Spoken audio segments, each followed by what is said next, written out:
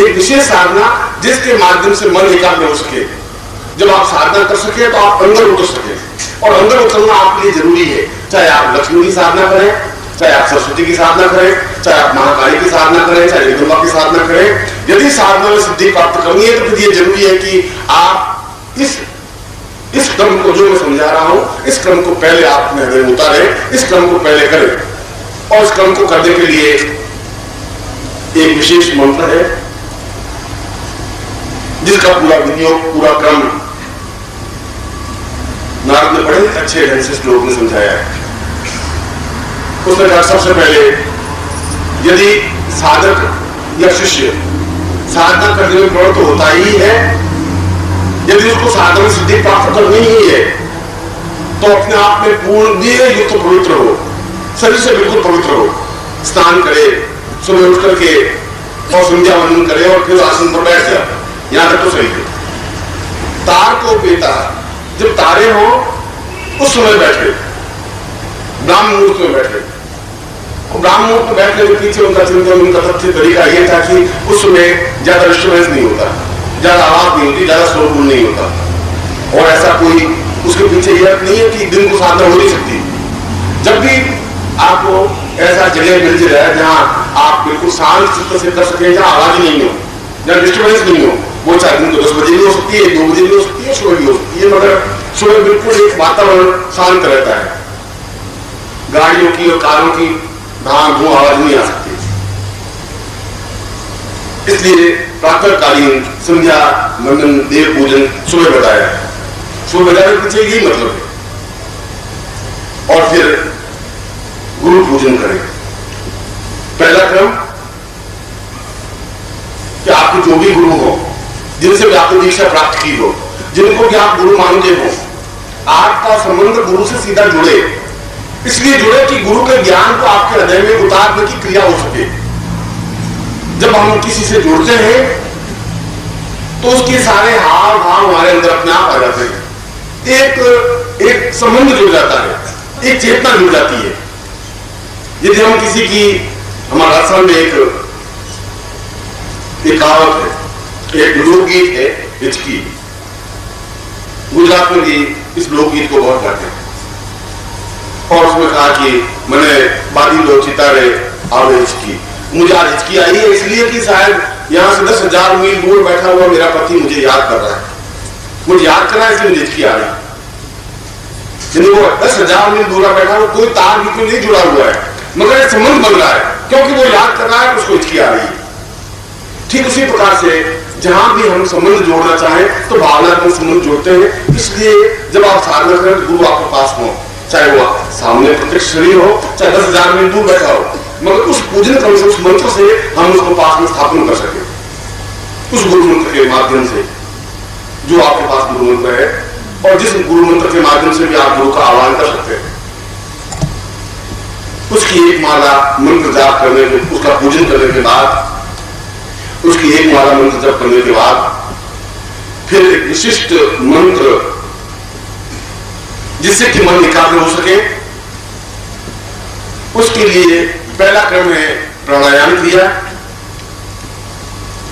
प्राणायाम का मतलब है कि प्राणों को विश्राम देने की क्रिया, प्राण आयाम। प्राणों को विश्राम देना, प्राण किसे कहते हैं? प्राण कहते हैं श्वास को। अगर श्वास समाप्त है, प्राण समाप्त। इसलिए श्वास को नियंत्रित करने की क्रिया। अभी आप सांस ले तो या तो बहुत तेजी से सांस लेंगे या बहुत धीमे सांस लेंगे। सांस लेने का एक ढंग नहीं है, सिस्टम नहीं है, एक तरीका नहीं है। सांस एक तरीके से ली जाए। प्राणों के माध्यम से आप एक प्राणायाम क्रिया करें, बहुत जोरों के माध्यम से प्राण सांस अंदर लें और रोकें और फिर छोड़ दें। ऐसा 5 या 10 या 15 या 20 बार करें। मन एकाग्र करने की प्रक्रिया समझा रहा हूं, जो कि आपके इस शिविर की आवश्यक कड़ी है, जिसको रोज आपको करना चाहिए, उस कड़ी को समझा रहा हूं। मन गुरु पूजन के बाद करें और प्राणायाम क्रिया करने के बाद अत्यंत धीमी गति से ओंकार ध्वनि उच्चारण करें, क्योंकि पूर्ण ब्रह्मांड या पूर्ण वायुमंडल को अपने आप में समेटने के लिए इसमें प्रश्न पूछा है कि ओम प्रणव क्यों नहीं लगता नवाण में? तो नौ वर्ण का मंत्र है, कोई जरूर नहीं प्रत्येक में ओम वर्ण लगे। ओम का मतलब है कि मैं पूरे ब्रह्मांड को अपने आप में उतारने की क्रिया कर रहा हूं, उसको ओम कहते हैं। ओम का तात्पर्य है कि ये समस्त जो ब्रह्मांड है, दिशाएं हैं, आकाश है, पृथ्वी है, वह अपने शरीर में उतर सके और मैं अपने शरीर के अंदर स्थित प्राणों को पूरे ब्रह्मांड में फैला सकूं। ये दोनों की क्रिया को ओम कहते हैं।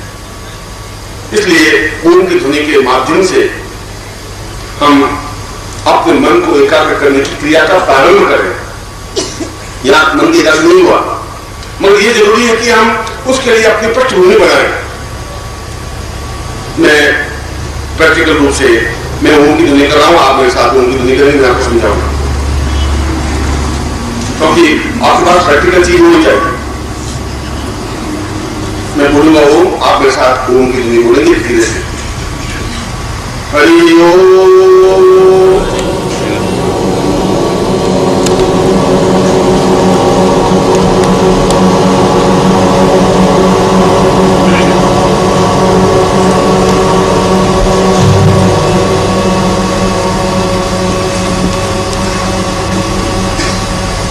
और आपने देखा होगा जितने समय तक आपने ओम बोले तब तक आपका मन भटका नहीं सकता, क्यों ओम शब्द में वह एक तथ्य है और गुण है कि मन को एकाग्र करने के लिए अपने आप में कड़ी है।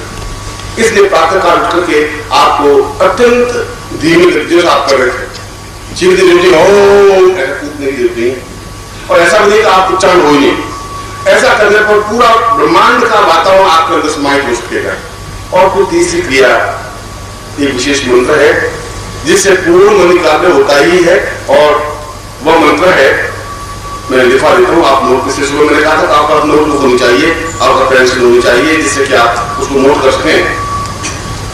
वो मंत्र है ओम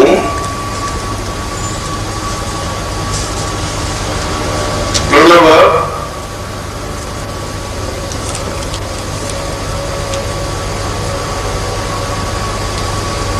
ह्रीं ओम। आप कल सुबह इसका एक अभ्यास करें। इसी मंत्र को, जिस मंत्र में आपको बताया है, ओम की ध्वनि 2 या 4 या 6 या 8 10 बार करने पर, एक बार करने की जरूरत नहीं है, 10 15 20 बार करें। और करने के बाद इस मंत्र को बहुत धीरे से गति से आप उच्चारण करें, और आप देखेंगे कि आपका मन अपने आप में एक ही बिंदु पर केंद्रित होने जा रहा है। जब एक बिंदु पर केंद्रित होने जा रहा है, इसी को ध्यान कहते हैं। ध्यान का मतलब है और कुछ नहीं हो, न न ध्यान। जहां और कुछ आपके आसपास कुछ है ही नहीं, उसको ध्यान करेंगे। और यह ध्यान करने की प्रक्रिया अपने आप में अंदर उतरने की क्रिया है। जब आप ओम का ध्वनि का उच्चारण करेंगे तो आप अंदर उतर रहे, अपने आप में पूर्ण उतरने की क्रिया हो रही है। और जब आप अंदर उतरने की क्रिया है, तो अंदर आपके पूरा ब्रह्मांड है। जब आपने गीता में देखा होगा कि अर्जुन जब मोहग्रस्त हो गया, भगवान कृष्ण ने उसका विराट रूप करके दिखाया कि यह पूरा जीवन है, जहां पूरा ब्रह्मांड मेरे अंदर समाहित है। जब पूरा ब्रह्मांड समाहित मेरे अंदर है, अगर कृष्ण के अंदर समाहित है तो आपके अंदर भी समाहित है। कृष्ण को अजूबा नहीं थे, मगर आपने अपने ब्रह्मांड को पहचाना नहीं, क्योंकि आपने अपने आप को कभी पहचाना नहीं। और आपने अपने आप को इसलिए नहीं पहचाना कि आपको ऐसा गुरु मिला ही नहीं जो आपकी पहचान आपसे करवा सके। आप लोगों से परिचित हैं, आप पड़ोसियों से परिचित हैं, और आप अपने आप से परिचित नहीं हैं। और मैं इस क्रिया के माध्यम से आपको अपने आप से परिचित करवा रहा हूं। मैं समझा रहा हूं कि आप क्या हैं, मैं समझा रहा हूं कि आप ब्रह्मांड कहां है, मैं समझा रहा हूं कि आपको इस ब्रह्मांड को कहां जोड़ना है। जब इस ब्रह्मांड का संबंध उस ब्रह्मांड से हो जाएगा, इस ओम के माध्यम से, इस मंत्र के माध्यम से, तो अपने आप में इस ब्रह्मांड का मतलब है सारे देवता, देवियां, इष्ट, सब कुछ उस ब्रह्मांड में है। उनके साक्षात आप स्वतः कर सकेंगे। मन एकाग्र करने की क्रिया आवश्यक है। इसलिए मैं आज अपने प्रवचन में नाभीय सूत्र को आपके सामने रखा। इसलिए रखा कि इसके माध्यम से हमें इस नवरात्रि के प्रारंभ में सही ढंग से एकाग्र करने की क्रिया सीख सके।